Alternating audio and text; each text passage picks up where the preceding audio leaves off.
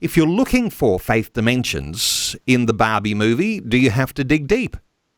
Oh, I don't think so. I think that Barbie is one of those things where she's been around for so many years, and she's connected on so many different levels, and she's had her own controversies over the year as far as body image and all these things that people can talk about. And with this film, I think what they do is it's a satire, so you need to kind of understand that it's a satire. It's meant to be humorous. It's meant to kind of poke fun at not only the Barbie dolls, but then also Mattel itself. But then for us, the thing is that Barbie it's amazing. They actually really kind of go into, she starts having thoughts about death and the realities of life. And it's not just kind of a happy pink world that she's living in. And that's because the person that kind of plays with her in the real world, not in Barbie land, is going through those things and just kind of experiencing them themselves. And so the conversation, albeit you can agree with the film or like the film, I wasn't a huge fan of the film, but I felt like it had some great discussion points that helped us to push us towards biblical answers to these questions that they opened in the film and they didn't really have satisfactory answers for, while I think we have some solutions, especially some great opportunities to have those discussions from a biblical or Christian perspective. Do you think when you're watching a movie, it's not a Christian film, so there's not some special takeaway message from it? But when you're actually watching a film like the Barbie movie or any of the other big blockbusters that are in the cinemas, you're actually looking for the questions because as the Christian believer, we're going to bring some insight from God, God's revelation, something that is going to connect reality. So you're actually asking the questions of the film. So even if you can't dig all that deep and can't actually analyze and articulate the things that you are really able to do, but you can begin to ask questions about the film. Is that something important to master?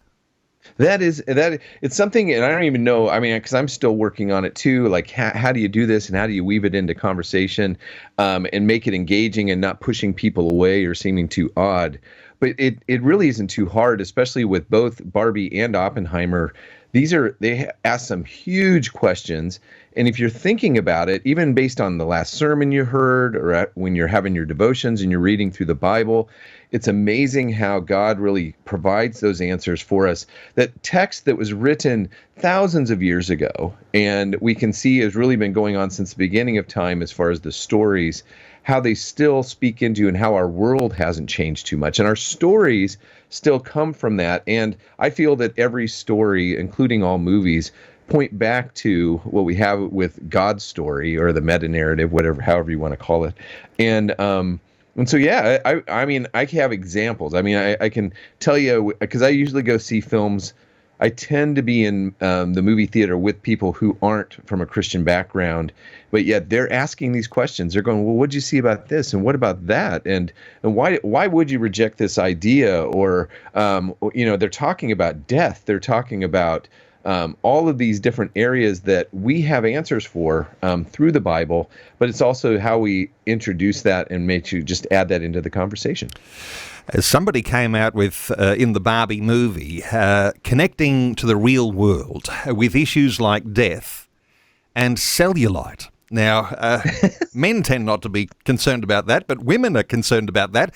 And Christians don't necessarily have anything to add to the cellulite challenge, but if you can actually connect those real world issues, there is something that you're going to be able to find that a Christian does have a conversation and something worthy of offering. And as you mentioned, there's this issue around dying and cellulite.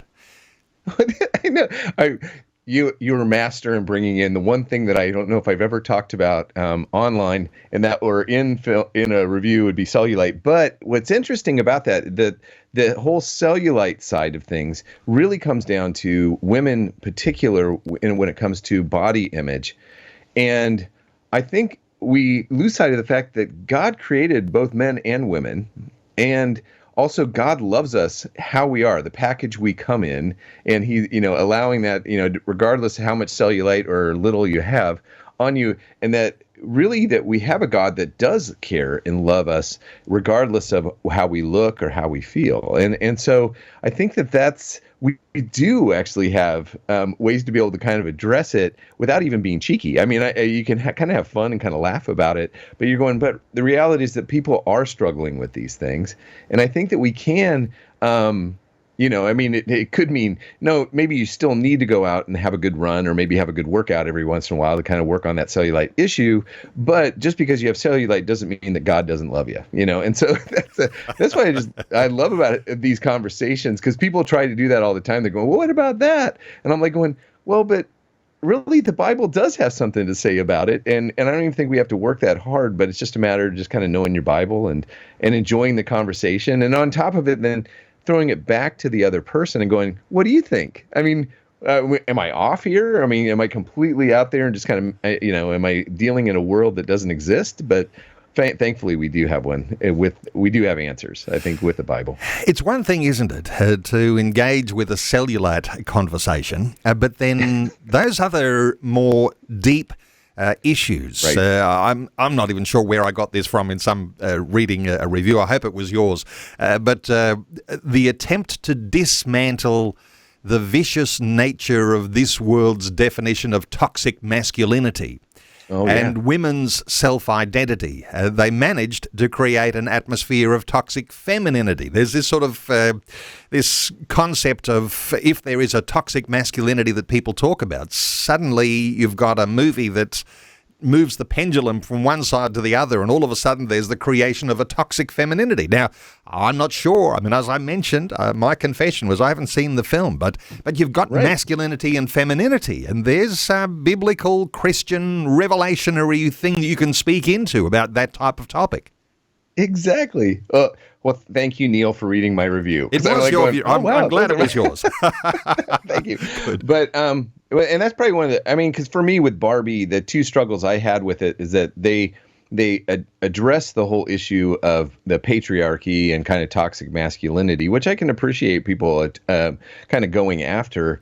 But unfortunately, the pendulum swung completely the opposite way, and their answer is kind of another extreme on the other end, which isn't really quite helpful, opposed to really seeing the value of both men and women as they are, and how they bring value to this world, because God created it and God created them in His image. And so to be able to kind of talk into that and kind of speak to it. Also, the other thing is I feel like this is a movie that's for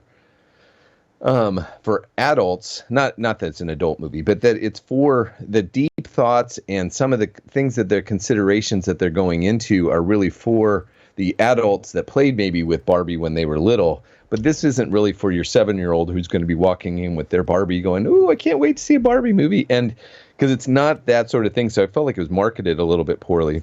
But they've done a great job, because obviously it's done exceptionally well worldwide. But if it does anything, I really love the fact that we can have conversations like this here today. Hey, one thing I know I did get from your article is the thought that there is a message in the Barbie movie about the value of mothers. You thought that there was a very endearing character in the film, Gloria, a Mattel employee struggling to connect with her teenage daughter. Give us your impressions here. Yeah, so I mean, I think that's because the thing is that a movie like this, and what you've seen worldwide, is that so many mothers are taking their daughters out to go see Barbie. My girls actually look like, we have 3 daughters who look like Barbie. They have long blonde hair. They grew up having Barbies and all that sort of thing.